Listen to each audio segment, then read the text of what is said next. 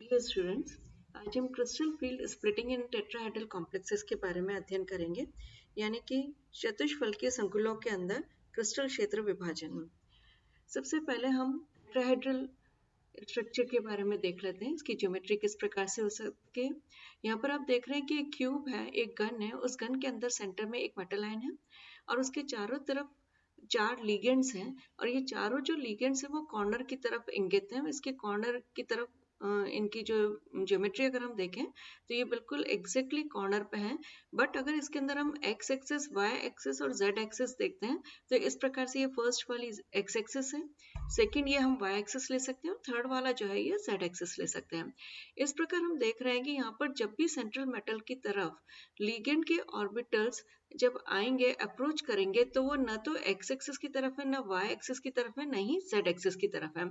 In between of x y axis है, इसी प्रकार in between of y and z axis है। जब ये बीच में से अगर कोई भी लिगेंड के लॉब्स अगर अप्रोच करते हैं तो उस स्थिति के अंदर जो एक्स वाई या जेड के अलोंग जो ऑर्बिटल्स हैं उनकी तरफ रिपल्शन कम होगा, प्रतिकर्षण कम होगा, और जो प्रतिकर्षण होगा वो इन दोनों के मध्य में होगा।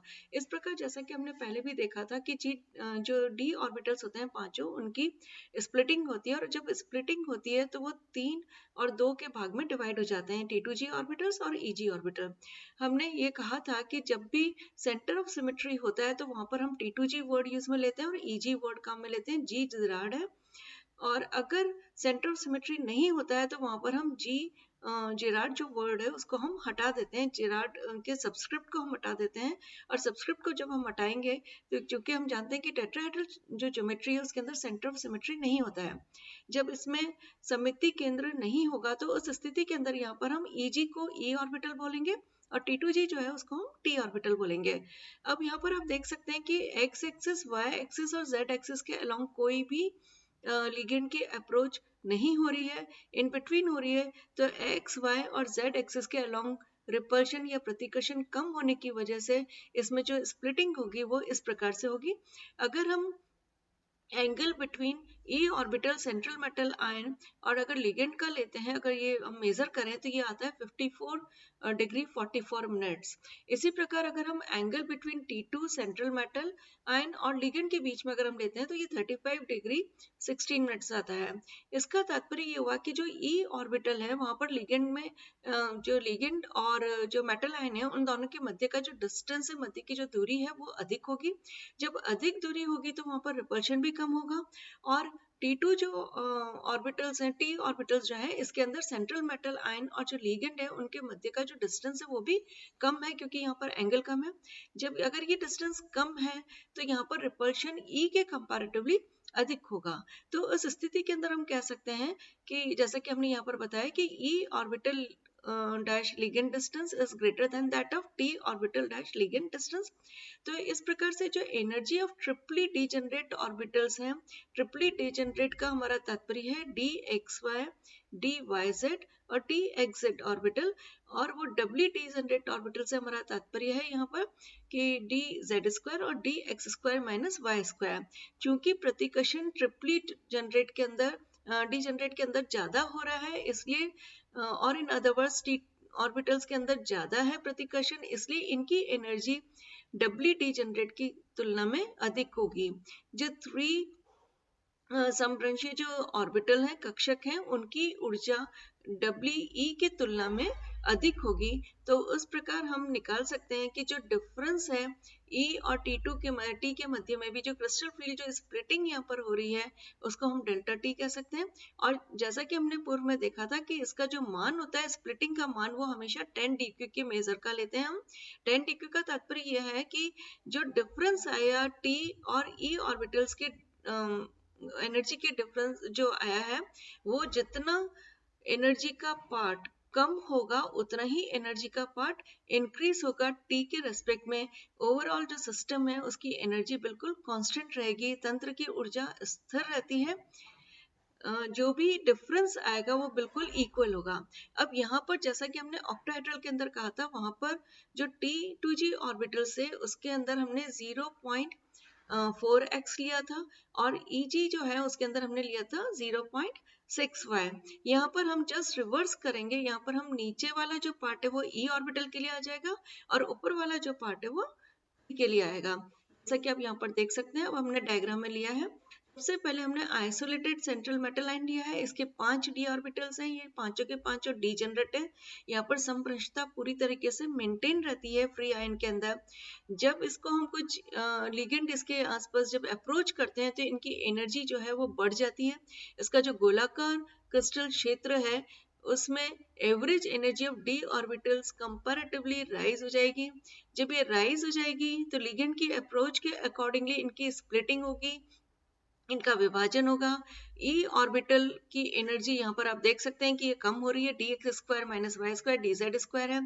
और कितने से कम हो रही है? 3/5 डेल्टा टी से कम हो रही है। और टी की जो ऑर्बिटल्स हैं, यानी कि जो ट्रिपली डी जनरेट हमने बोले, जो 3 समप्रंशीय जो कक्षक है उनकी एनर्जी जो इंक्रीज हो रही है वो 2/5 से हो रही है।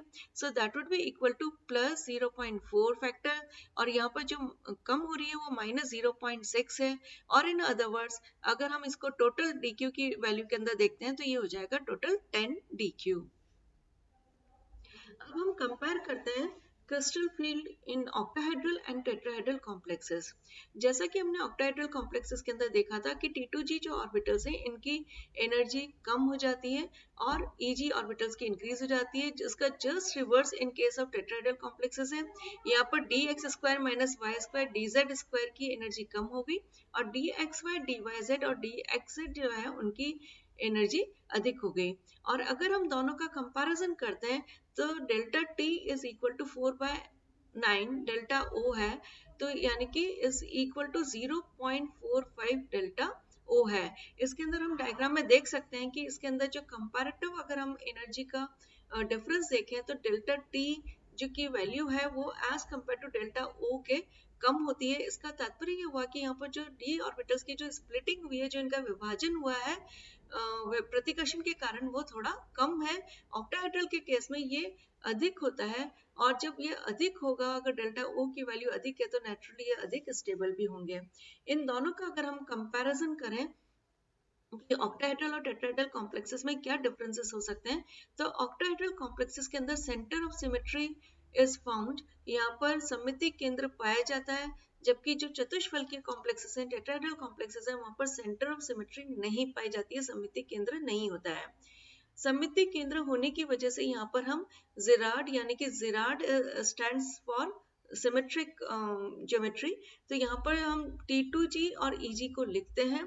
जबकि टेट्राहेड्रल कॉम्प्लेक्सेस में इन जो दो ऑर्बिटल्स हैं, ट्रिपली जनरेट और डबली डीजनरेट, उनको हम T और E के द्वारा ही रिप्रेजेंट करते हैं, इंगित करते हैं।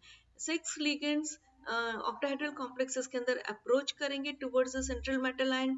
6 लिगेंड यहाँ पर जो केंद्रीय धातु आयन है उसकी तरफ अप्रोच करेंगे, और जबकि टेट्राहेड्रल कॉम्प्लेक्सेस के अंदर टोटल 4 लिगेंड्स जो है वो अप्रोच करते हैं towards central metal ion. Octahedral cases के अंदर हम देखते हैं कि जब भी प्रबल क्षेत्र होता है तो उसके गोलाकार क्षेत्र के अंदर जो इफेक्ट है वो इस प्रकार से होता है कि उसमें स्पिन जो है वो कम हो जाती है, इसलिए वहां पर लो स्पिन कॉम्प्लेक्सेस बनते हैं, पेयरिंग स्टार्ट हो जाती है। उस केस के अंदर डेल्टा ओ की वैल्यू जो है वो हाई होती है, यानी कि CFAC की वैल्यू जो है वो हाई होगी। और वीक फील्ड अगर लिगेंड होगा, कि जैसे अगर दुर्बल क्षेत्र का कोई भी अगर लिगेंड अगर अप्रोच कर रहे हैं तो उस स्थिति के अंदर पेयरिंग नहीं होती है, क्योंकि पेयरिंग एनर्जी बहुत हाई हो जाती है। और उस केस के अंदर स्पिन हाई रहती है, स्पिन हाई होगी तो हाई स्पिन कॉम्प्लेक्सेस का निर्माण होगा, यानी कि उच्च चक्रण संकुलों का निर्माण होता है। इस केस के अंदर डेल्टा ओ की वैल्यू भी जो है वो निम्न होती है। और जो अगर हम टेट्राहेड्रल के कॉम्प्लेक्सेस के केसेस के अंदर देखते हैं तो यहाँ पर डेल्टा टी की वैल्यू जो है वो लो होती है, और दोनों ही केसेस के अंदर वहां पर उच्च चक्रण संकुल बनते हैं, यानी कि हाई स्पिन कॉम्प्लेक्सेस का निर्माण होता है। डेल्टा ओ की वैल्यू जैसा कि हमने कहा कि कंपैरेटिवली हाई है। अगर हम इसका टेट्राहेड्रल कॉम्प्लेक्सेस से कंपैरिजन करते हैं तो नेचुरली ये अधिक स्थायी होंगे octahedral complexes as compare to tetrahedral complexes. अब हम टेट्राहेड्रल कॉम्प्लेक्सेस के अंदर इनकी जो CFAC की वैल्यू है उसकी कैलकुलेशन करते हैं डिफरेंट सिस्टम्स के अंदर। जैसा कि हमने पहले भी देखा था कि d ऑर्बिटल्स के अंदर टोटल 10 इलेक्ट्रॉन होते हैं, 5 ऑर्बिटल्स होते हैं। तो सबसे पहले हम d1 सिस्टम को कंसीडर करते हैं। जैसा कि हमने कहा कि यहाँ पर जो अब एनर्जी आएगी वो -0.6x plus 0.4y delta t plus a pi. A यहाँ पर नंबर ऑफ पेयर्ड इलेक्ट्रॉन्स की संख्या है।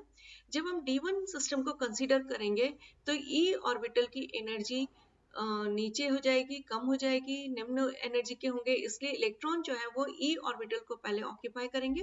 तो D1 सिस्टम के अंदर एक इलेक्ट्रॉन जो है वो E ऑर्बिटल में जाएगा। तो इस प्रकार अगर इस फॉर्मूले से हम देखें तो 0.6 इंटू 1 हो गया। चूंकि T2 ऑर्बिटल के अंदर कोई भी इलेक्ट्रॉन्स नहीं है, इसलिए इसकी वैल्यू 0 होगी। कोई इलेक्ट्रॉन युग्म यहाँ पर उपस्थित नहीं है, इसलिए ए पाई जो है उसको भी हम 0 ले लेंगे। सो CFSE की जो वैल्यू हो जाएगी यहाँ पर ये हो जाएगी -0.6 डेल्टा टी। D2 अगर इसको हम देखते हैं तो D2 सिस्टम के अंदर दोनों जो इलेक्ट्रॉन्स हैं वो E ऑर्बिटल्स के अंदर जाएंगे। और जैसा कि हमने D1 सिस्टम में देखा था, क्योंकि यहाँ पर T2 के अंदर कोई भी इलेक्ट्रॉन्स नहीं है, नहीं यहाँ पर कोई इलेक्ट्रॉन युग्म है, सो ये वैल्यू 0 हो जाएगी। सो -0.6 into 2 that is -1.2 delta T हो जाएगा। इसी प्रकार D3 सिस्टम के अंदर अब जो थर्ड इलेक्ट्रॉन है that will go to the T2 orbital. जैसा कि हमने कहा यहाँ पर हाई स्पिन कॉम्प्लेक्सेस ही बनते हैं टेट्राहेड्रल के अंदर। तो उस केस के अंदर यहाँ पर एनर्जी को अगर हम कैलकुलेट करते हैं तो यहाँ पर E के अंदर आप देख सकते हैं कि 2 इलेक्ट्रॉन्स हैं, सो -0.6 इंटू 2 हो जाएगा। और इसी प्रकार T2 के अंदर एक इलेक्ट्रॉन है, so +0.4 into 1 delta T that would be equal to -0.8 delta T. यहाँ पर भी कोई इलेक्ट्रॉन पेयर नहीं है, इलेक्ट्रॉन युग्म नहीं है, इसलिए ए की वैल्यू यहाँ पर 0 हो जाएगी। फोर्थ केस जिसमें D4 सिस्टम हम ले रहे हैं, D4 सिस्टम के अंदर 2 इलेक्ट्रॉन E ऑर्बिटल में जाएंगे, उसके बाद में नेक्स्ट जो 2 इलेक्ट्रॉन्स होंगे वो T2 ऑर्बिटल्स में जाएंगे। So -0.6 into 2 plus 0.4 into 2 delta T that would be equal to -0.4 delta T. D5 system के अंदर फिफ्थ इलेक्ट्रॉन है वो T2 में जाएगा। तो इसी प्रकार हम इसमें कैलकुलेट कर सकते हैं। ये हाफ फिल टाइप का हो गया। हाफ फिल टाइप का जब भी होगा वो अधिक स्टेबल होगा।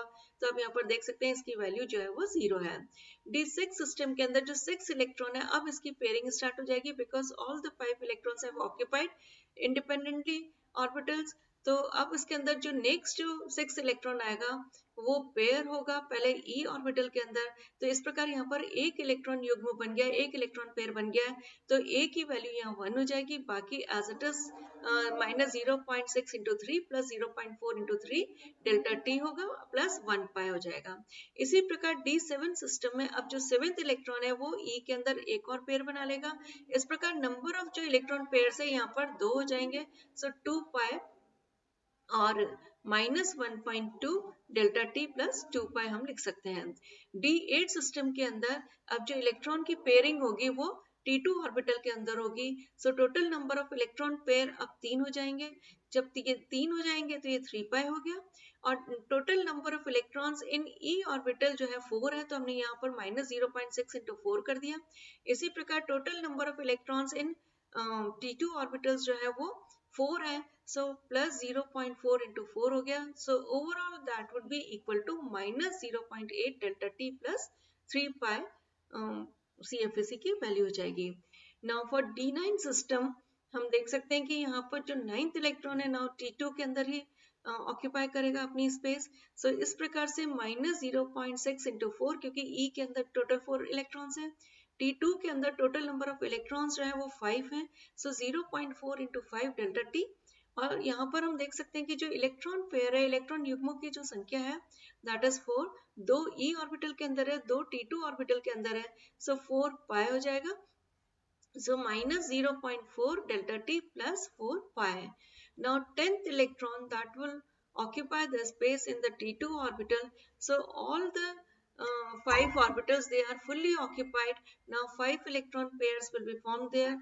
पांचों के पांचों ऑर्बिटल पूरी तरीके से ऑक्यूपाइड है, अधिग्रहित है। और 5 इलेक्ट्रॉन युग्म यहाँ पर बनेंगे। जब 5 इलेक्ट्रॉन युग्म बनेंगे तो A की वैल्यू जो है वो 5 हो जाएगी। सो 0 प्लस 5 पाई, बिकॉज ये पूरा स्टेबल है, फुलफिल्ड है, सो इसको हम बोलते हैं स्थायी ऑर्बिटल कॉन्फ़िगरेशन। अब हम इलेक्ट्रॉन कॉन्फ़िगरेशन देख सकते हैं। इलेक्ट्रॉनिक कॉन्फ़िगरेशन इन वीक फील्ड लिगेंड। तो वीक फील्ड लिगेंड के अंदर हम देखते हैं तो सबसे पहले ये इंडिविजुअली एक एक ऑर्बिटल को ऑक्यूपाई करेंगे, और इंडिविजुअली जब एक एक व्यक्तिगत रूप से प्रत्येक ऑर्बिटल को जब ये ऑक्यूपाई कर लेंगे, अधिकृत कर लेंगे, तो जो नेक्स्ट इलेक्ट्रॉन d6 सिस्टम के अंदर आएगा तब उसकी पेयरिंग स्टार्ट होगी इन e ऑर्बिटल्स, और इस प्रकार से आगे बढ़ते हुए पहले e ऑर्बिटल्स और फिर फाइनली ये t2 ऑर्बिटल के अंदर जाकर इनकी पेयरिंग स्टार्ट होगी। तो इस प्रकार बढ़ते हुए इलेक्ट्रॉन युग्मों की संख्या के आधार पर और number of electrons in e orbital and t2 orbital में जो भी नंबर ऑफ इलेक्ट्रॉन्स हैं उनकी संख्या के आधार पर हम CFSE का निर्धारण कर सकते हैं। साथ में यहाँ पर जो अनपेयर्ड इलेक्ट्रॉन है उसके आधार पर हम इनके मैग्नेटिक मूवमेंट भी कैलकुलेट कर सकते हैं, जैसा कि हमने यहाँ पर कैलकुलेट किया हुआ है। Now crystal field splitting in square planar complexes, जो वर्ग समतलीय संकुल होते हैं उसमें क्रिस्टल क्षेत्र विभाजन हम किस प्रकार से अध्ययन कर सकते हैं। स्क्वायर प्लेनर जो कॉम्प्लेक्सेस है उसके अंदर आप जानते हैं कि एक स्क्वायर अगर हम ले लेते हैं और वो एक ही प्लेन के अंदर है, जैसे कि अगर आप ये स्क्रीन देख सकते हैं तो ये एक ही प्लेन में है, इसके प्रत्येक कॉर्नर पर एक एक अगर हम लिगेंड ले लेते हैं तो ये स्क्वायर प्लेनर कॉम्प्लेक्स हो जाएगा। स्क्वायर प्लेनर कॉम्प्लेक्स के अंदर क्योंकि हर चारों तरफ से लिगेंड जब अप्रोच करेंगे तो उसके अंदर हमें ये ध्यान रखना पड़ेगा कि ये जो जिस डायरेक्शन से आ रहा है वो कौन सी एक्सिस है, उस एक्सिस के आधार पर जो भी ऑर्बिटल उस एक्सिस के अलोंग आएगा वहां पर प्रतिकर्षण अधिक होगा as compare to in between. तो यहाँ पर हमें ये ध्यान रखना पड़ेगा कि जो EG ऑर्बिटल है, T2G जो ऑर्बिटल्स हैं उसके अंदर भी डिफरेंशिएशन हो सकता है। यहाँ पर हम G इसलिए यूज में ले रहे हैं क्योंकि यहाँ पर सेंटर ऑफ सिमेट्री पाई जाती है, सममिति केंद्र पाया जाता है स्क्वायर प्लेनर कॉम्प्लेक्सेस के अंदर। वर्ग समतलीय जो संकुल है उनमें सममिति केंद्र पाए जाने की वजह से यहाँ पर हमने G सबस्क्रिप्ट काम में लिया हुआ है। अब आप देख सकते हैं कि यहाँ पर जो T2G है उसके अंदर भी DYZ और DXZ जो है इसकी एनर्जी XY की तुलना में कम है। इसी प्रकार यहाँ पर आप देख सकते हैं कि EG के अंदर भी अब स्प्लिटिंग हो गई है, DX² माइनस Y² की तुलना में DZ² जो है इसकी एनर्जी कम है। इसका तात्पर्य ये हुआ कि जो x एक्सिस और y एक्सिस के अलोंग लिगेंड अप्रोच कर रहा है और उस एक्सिस के अलोंग जो रिपल्शन होगा वो अधिक होगा कंपैरेटिवली z एक्सिस के। इसी कारण जो z एक्सिस के अलोंग जो भी ऑर्बिटल्स होंगे उनकी ऊर्जा जो है वो कम हो जाएगी। तो जैसा कि T2G के अंदर हमने देखा था कि 3 ऑर्बिटल्स है यहाँ पर DXY, DYZ और DXZ, जिसके अंदर भी z कंपोनेंट है उनकी एनर्जी कम होगी, जिसमें z कंपोनेंट नहीं है यानी कि DXY जब x और y के मध्य में जो लॉब्स होती हैं तो उसको हम XY ऑर्बिटल बोलते हैं। क्योंकि लिगेंड वहां से अप्रोच कर रहा है इसलिए इसकी एनर्जी अब कंपैरेटिवली अधिक हो जाएगी। इसी प्रकार EG ऑर्बिटल में भी आप देख सकते हैं कि DZ² की जो एनर्जी है वो DX² माइनस Y² की तुलना में कम हो गई है, क्योंकि लिगेंड की जो अप्रोच है वो x और y एक्सिस की ओर से है, z एक्सिस पर इसका कंट्रीब्यूशन निल है, तो यहाँ पर रिपल्शन जो प्रतिकर्षण होगा वो भी बिल्कुल कम होगा। यहाँ पर G जैसा कि हमने कहा कि G जिराड होता है, उसको हम सिमेट्रिक या सममित भी बोलते हैं। E जो है वो डबली डीजनरेट है, द्विसंप्रंश होते हैं। A जो है वो सिंगली डीजनरेट है और B भी जो है वो हमने सिंगली डीजनरेट ऑर्बिटल्स के लिए यूज में लिया है। यहाँ पर आप देख सकते हैं कि जो DZ² है उसको हमने A1G कहा है, जो DX² माइनस Y² है उसको हमने B1G कहा है और DXY जो है उसको हमने B2G से रिप्रेजेंट किया है। DYZ जो है उसको हमने AG के द्वारा रिप्रेजेंट किया है।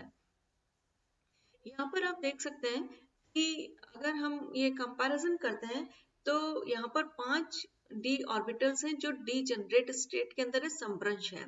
समभ्रंश होने के बाद में एक सिंपल जो हमने बताया था कि जो T2G है, जैसा कि ऑक्टाहेड्रल के केस में हमने देखा था कि DXY YZ और DXZ जो ऑर्बिटल है उनकी एनर्जी कम होगी। एनर्जी कितने से कम होगी? -0.4 के रेशियो से, और EG जो ऑर्बिटल्स है उसकी एनर्जी अधिक हो जाएगी +0.6 के रेशियो से। या टोटल जो है वो 10 DQ है। तो डेल्टा O जो ऑक्टाहेड्रल के केस में जो टोटल वैल्यू थी डेल्टा O की वो 10 DQ है। अब चूंकि स्क्वायर प्लेनर कॉम्प्लेक्स हम यहाँ पर ले रहे हैं, तो यहाँ पर 4 ही लिगेंड्स होते हैं जो ऊपर ऑक्टाहेड्रल कॉम्प्लेक्सेस के अंदर 4 तो एक प्लेन में होते हैं, एक उसके प्लेन के ऊपर और एक जो नीचे होता है वो यहाँ पर एब्सेंट है, टोटल 4 ही मिलेंगे।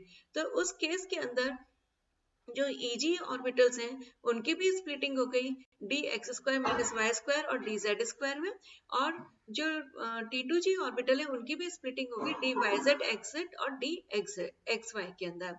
इस प्रकार हम यहाँ पर इनकी जो समृशता है वो डिजेनरेट जो ऑर्बिटल्स हैं उनकी उनमें भी हम यहाँ पर डिफरेंसेस देख सकते हैं, जैसा कि इस डायग्राम के अंदर बताया हुआ है। और इसमें एनर्जी लेवल्स अगर हम देखें तो डी एक्सेड और वाई जेड की जो एनर्जी है वो कम होगी, उसके बाद में डी जेड स्क्वायर की एनर्जी आएगी, उसके बाद में डी एक्स वाई आएंगे, उसके बाद में D x square minus Y square होगा। तो इसी के आधार पर जो इलेक्ट्रॉन्स की फिलिंग होगी वो होगी, इलेक्ट्रॉन्स जो ऑक्यूपाई करेंगे ऑर्बिटल्स को वो इसी ऊर्जा के क्रम में करते हैं। जैसा कि हम यहाँ पर देख सकते हैं, हमने एक अलग से जनरल बता दिया है कि पांचों ऑर्बिटल्स हैं, इन पांचों ऑर्बिटल्स के एनर्जी लेवल्स हमने यहाँ पर डायग्राम के अंदर शो किए हुए हैं। जो D X Z D Y Z है वो Eg ऑर्बिटल हो गया, डी जेड स्क्वायर जो है वो A1g हो गया, डी एक्स वाई जो है वो B2g हो गया, D x square minus Y square जो है ये B1g हो गया है।